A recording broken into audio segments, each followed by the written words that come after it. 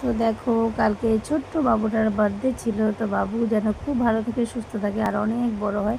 তো আমরা গিয়েছিলাম, অনেকটাই রাত হয়ে গিয়েছিলো, কারণ কি বৃষ্টি পড়ছিল। তো যাবো যাবো করে আর বেরোনো হচ্ছিল না।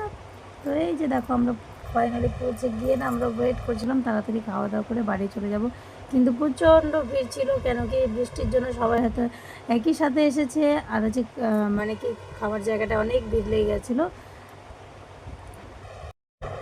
তো দেখো এদিকে হচ্ছে ডান্স। তো আমাকে কেউ খুঁজে পাচ্ছ নাকি দেখো, তো আমিও কিন্তু আছি, ডান্স করছি। তো কোন দিকে আছি আমি বলবো না তোমাদেরকে, তোমরা নিজে দেখবে তারপর আমাকে বলবে। তো তারপর দেখো আমরা খাওয়া দাওয়া করতে বসে গিয়েছি। ওরা দাঁড়িয়ে দাঁড়িয়ে খাচ্ছে, দিদি আর আমার দেওর। কারণ হচ্ছে একটু জায়গার মানে অভাব হয়ে গেছিলো, কারণ কি এত ভিড় না, আসলে ওই সময় লেগেছিলো জায়গা ছোট, খাবারের জায়গাটা ছোট ছিল।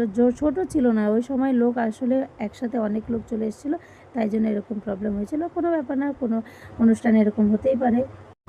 তারপর দেখো আমরা চলে আসছি বাড়ির কাছাকাছি। আর হ্যাঁ, আমি কিন্তু ডান্স করিনি যে তোমরা আমাকে দেখতে পাবে, তাই আমাকে হয়তো কেউ খুঁজে পাওনি। তো যাই হোক, বাবুকে রেখে গিয়েছিলাম, ওই জন্য তাড়াতাড়ি করে চলে আসলাম।